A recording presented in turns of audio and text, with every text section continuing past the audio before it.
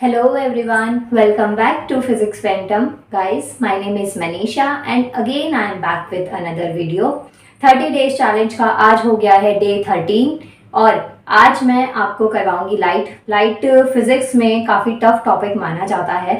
Light reflection and refraction अगर आपने पढ़ा है तो उससे भागे भी होंगे, आप डेफिनेटली भागे होंगे। जो फिजिक्स पढ़ता है ना उसे लाइट टफ ना लगे ऐसा बहुत रेयर केस होता है। और अगर आप उनमें से हैं जिन्हें लाइट चैप्टर टफ नहीं लगा था तो सच में आप बहुत ग्रेट पर्सनैलिटीज़ हैं। आज मतलब इस वीडियो के बाद में आप लोग अपना अपना आशीर्वाद खुद से ले लेना कि हाँ आप उनमें से एक हैं जिनको light chapter reflection and refraction पढ़ने के बाद बिल्कुल डर नहीं लगा, बिल्कुल मन में से गालियां नहीं निकली फिजिक्स के लिए और बहुत ही अच्छा सा लगा था। तो आप वो चीज़ डिजर्व करते हैं। नाउ टॉपिक स्टार्ट करते हैं लाइट। ये स्टार्ट करने से पहले आप मुझे ये बताइए, क्या मैं आपको दिखाई दे रही हूँ? क्या ये जो चौक मेरे हाथ में ये आपको दिखाई दे रहा है? ये बोर्ड आपको दिखाई दे रहा है? मतलब कि ऑलमोस्ट चीज़ें जो इस कैमरे की स्क्रीन में आ रही हैं वो आपको सब चीज़ें दिखाई दे रही होगी, इंक्लूडिंग मी। बट मैं कोई चीज़ नहीं हूँ, वो चीज़ बात अलग है। वो बात अलग है। लेकिन जो भी कैमरे की स्क्रीन में आपके पास में दिख रहा है वो सब चीज़ें आप देख पा रहे हैं।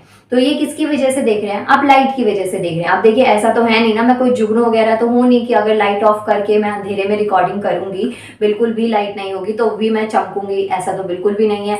और ना मैंने हैप्पीडेंट खाई है कि मैं स्माइल करूंगी और मेरे दांत इतनी मतलब स्पार्क करेंगे, इतनी तेज वाली उनमें चमक होगी कि लाइट ऑफ होने के बाद में इस रूम में फिर लाइट ही लाइट हो जाएगी, ऐसा भी नहीं हो सकता।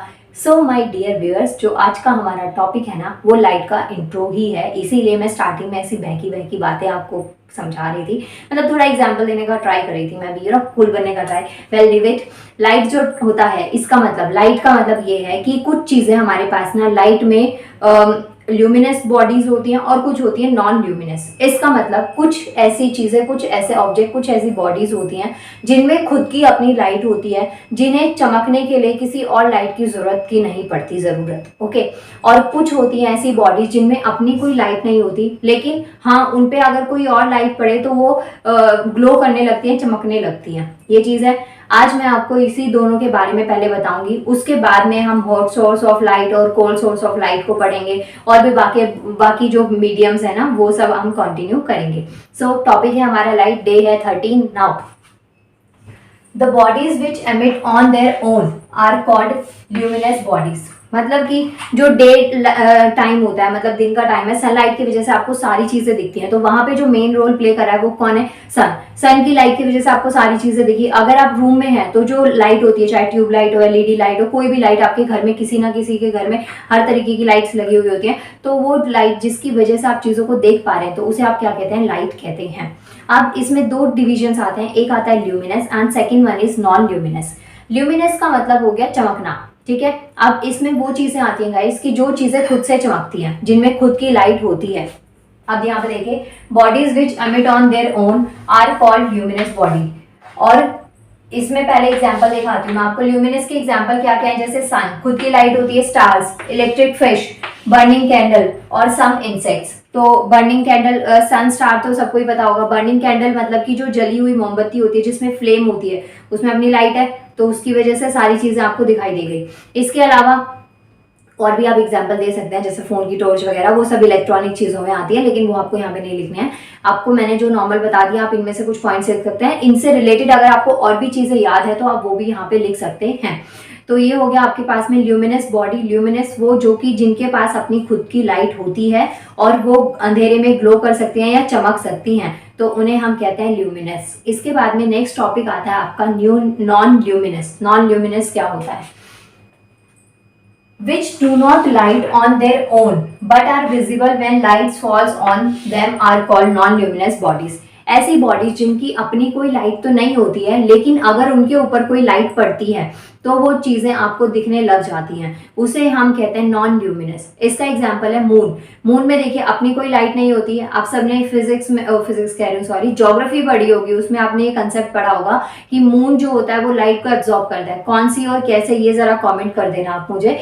बाकी मून में अपनी लाइट नहीं होती है, लेकिन फिर भी वो दिखाई दे जाता है। उसके अलावा कुछ प्लैनेट्स, तो ये चीजें क्या है? Non luminous. इट मीन्स कि वो चीजें या वो बॉडीज जिनके अंदर अपनी खुद की कोई लाइट नहीं है, लेकिन लेकिन उनके ऊपर कोई और लाइट पड़ती है तो वो दिखाई देने लग जाती है। वैसे सन के अलावा और कौन सी लाइट है जो उनके ऊपर पड़ सकती है, ये आपको मुझे कमेंट करना है।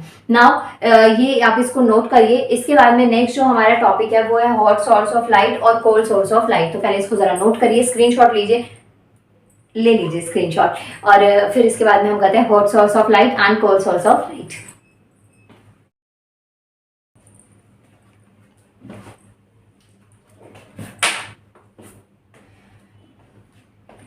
अब आपके पास में टॉपिक आता है ट्रांसल्यूसेंट और ओपेक बॉडीज क्या होती हैं और हॉट सोर्स और कोल्ड सोर्स ऑफ लाइट क्या होता है। दोनों मतलब 4 डेफिनेशंस हो गई total, hot source and cold source and translucent and opaque bodies. तो अब इस चीज को समझते हैं। पहले इसको जैसे मैंने अभी आपको लाइट बताया कि कोई चीज आपको विजिबल हो रही है, कुछ ऐसे बॉडीज होती है, कुछ ऐसे ऑब्जेक्ट्स होते हैं जो आपको बिना किसी लाइट के, मतलब कोई लाइट उन पे ना पड़े उससे पहले ही आपको वो दिखाई देते हैं, और कुछ ऐसे ऑब्जेक्ट्स होते हैं जो सिर्फ विजिबल तब होते हैं जब उनके ऊपर कोई लाइट पड़ती है। तो ये टाइप आप समझ चुके हैं। इसी से रिलेटेड है hot and cold source of light.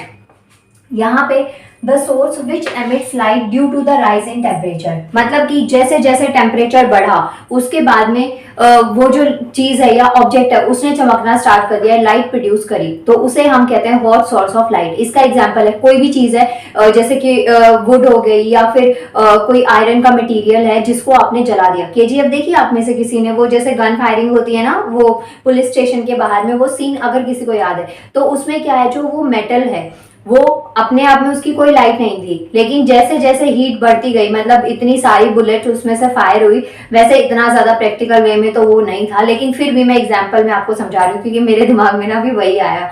तो देखिए उसमें कैसे था कि लाइट मेटल की वजह से हीट, वो बहुत ज्यादा हीट हुई, हीट की वजह से क्या हो गया, वो चमकने लग गई। तो इट मीन्स कि टेम्परेचर बढ़ाने पे कोई चीज चमकती है तो उसे हम हॉट सोर्स ऑफ लाइट कहते हैं। इसके अलावा अगर कोई भी आप फ्यूल जलाते हैं, वुड जलाई या आपने कोई पेपर जलाया, तो उनमें अपनी कोई लाइट नहीं थी, लेकिन जब आपने टेम्परेचर को राइज किया, जलाया उनको, तो उस टाइम पे टेम्परेचर बढ़ने की वजह से उनमें एक तरीके की लाइट विजिबल हो गई, तो उसे हम कहते हैं हॉट सोर्स ऑफ लाइट।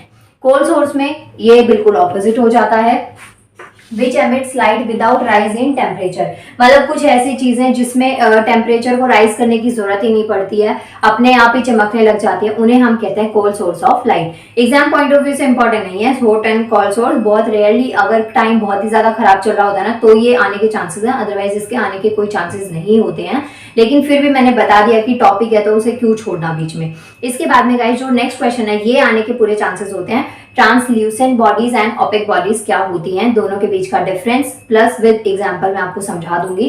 कई बार एग्जाम में क्वेश्चन आता है आपको 3-4 बॉडीज या ऑब्जेक्ट्स दे दिए जाए, उसके बाद में आपको आइडेंटिफाई करना पड़े कि इनमें से कौन सा ट्रांसल्यूसेंट है, कौन सा ओपेक बॉडी है, तो ये चीज आपको पहचाननी पड़ सकती है।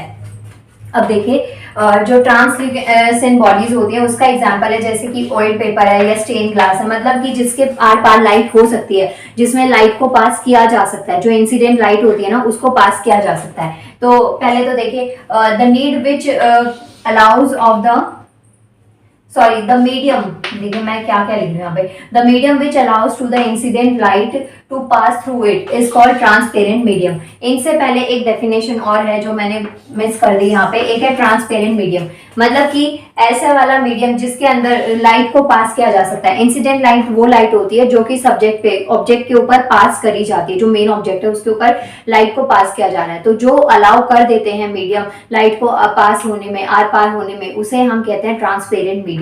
और ट्रांसल्यूसेंट मीडियम भी इसी का एक टाइप होता है जिसमें से लाइट को आप पास करवा पाते हैं, एग्जाम्पल है ऑयल पेपर या फिर स्टेन ग्लास। इसके बाद में नेक्स्ट आता है ओपेक बॉडीज। ओपेक बॉडीज कौन सी होती है, जिसमें से लाइट पास नहीं हो सकती, जैसे कि वुड हो गया, स्टोन, वुड लकड़ी में से लाइट को पास किया जा सकता है, नहीं किया जा सकता। स्टोन में से कर सकते हैं क्या, बिल्कुल भी नहीं कर सकते।